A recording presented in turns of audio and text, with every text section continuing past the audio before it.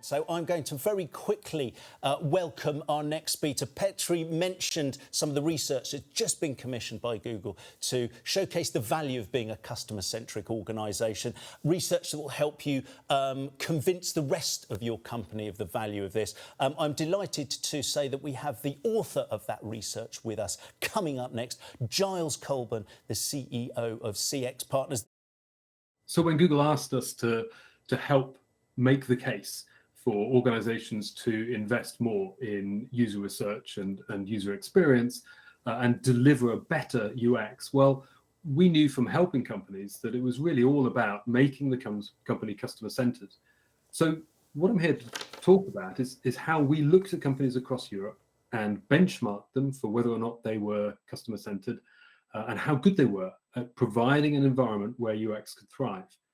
Well, then we asked, does being more or less customer-centered actually make a difference to how those organizations perform?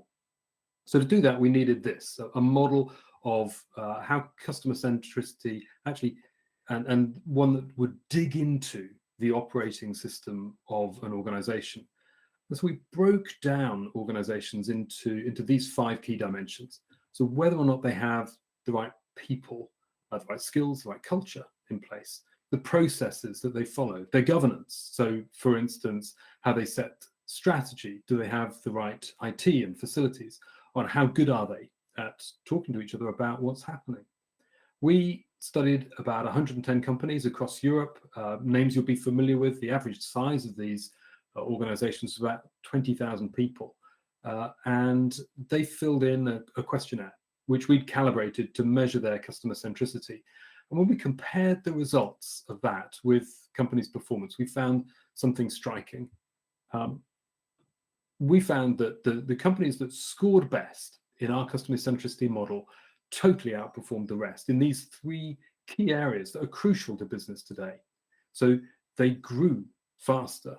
They had far higher employee satisfaction, and they were much more nimble. They were able to make changes in weeks that were taking other organizations years to make.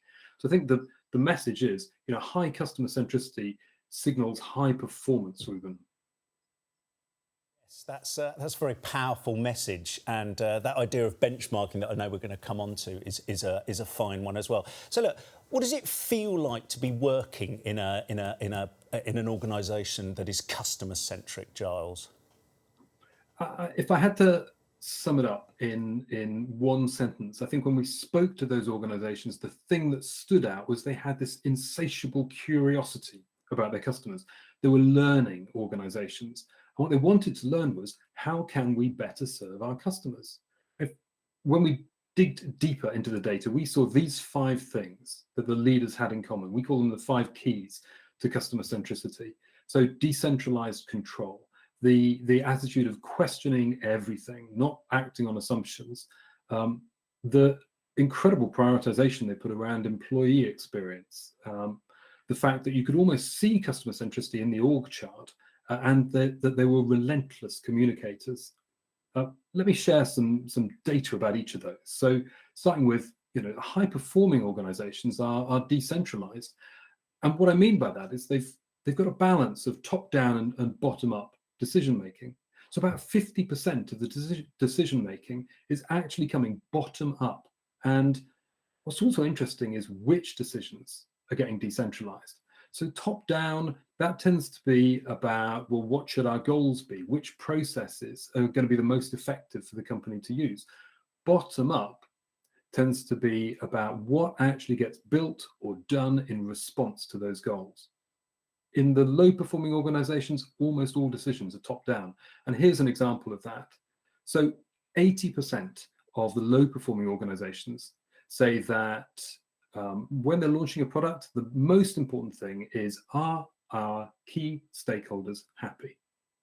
Just 13% of the high-performing organizations thought that was the priority. So the high performers, they wanted to know, has this been tested with users? And if it had, they trusted good process, they trusted the people on the ground to make the right decisions. So decentralizing control was a big factor. Another was that the high performers questioned their assumptions. So there was this sort of evidence-led approach in the high-performing organizations, and they were about 30% more likely to use data at every level of the organization when they were making decisions. So here's an example of that. One area that stood out was their propensity to use qualitative data, stories about users. Those stories, we think, help them make sense of all of that quantitative data. And they brought those stories into the boardroom. So decision making from top down was informed by knowledge and research, and that was wrapped up in these real stories about real users. Another key was how the high-performing organizations went to extraordinary lengths to give their employees the right tools and the right infrastructure. So sure, all companies have big programs to put internal systems in place, but the high performers went about it differently, as you'll see on the next slide. So high-performing organizations, the focus of those programs was really, what are the outcomes of the tools and the facilities that we're going to give to our employees? Whereas for the low-performing organizations, they were making decisions based on cost or political reasons.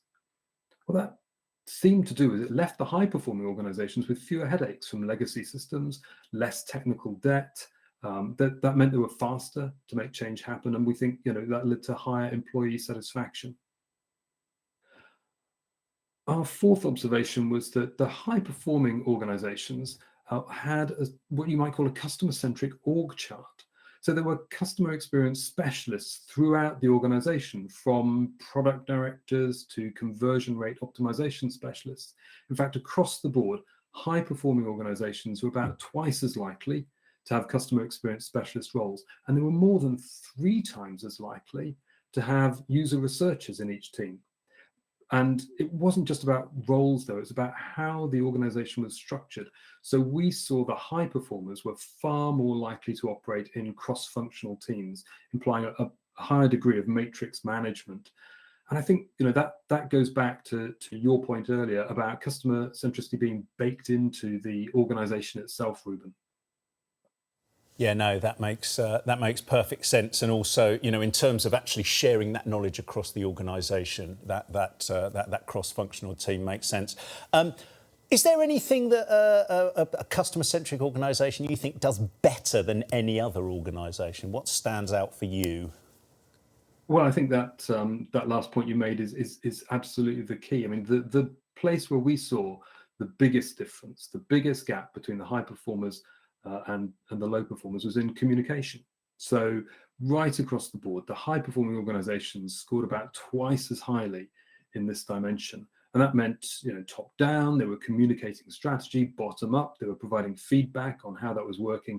And across the organization, they were sharing knowledge about the customers, about twice as effectively and twice the rate that the low performing organizations were. And I think that emphasis on communicating seems to trigger all of the right behaviors.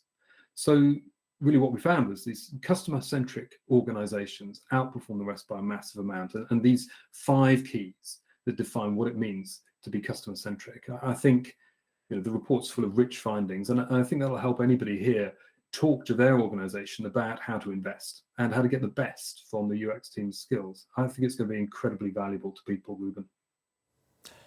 Look, thank you. It does sound tremendous and is going to play a huge role, I think. What should our next steps be, Giles? Next steps, really simple. I mean, first of all, I would encourage everybody here to get a copy of the white paper and share it with your colleagues. You can find it here at this address, and the URL's also in your pack. You can go to this URL and actually complete your own assessment and get your own benchmark score and a personalized profile with some suggestions about where your organization has opportunities to improve. And of course, come and talk in the live chat. I think there's something that everybody here can do today to take action and to spark change.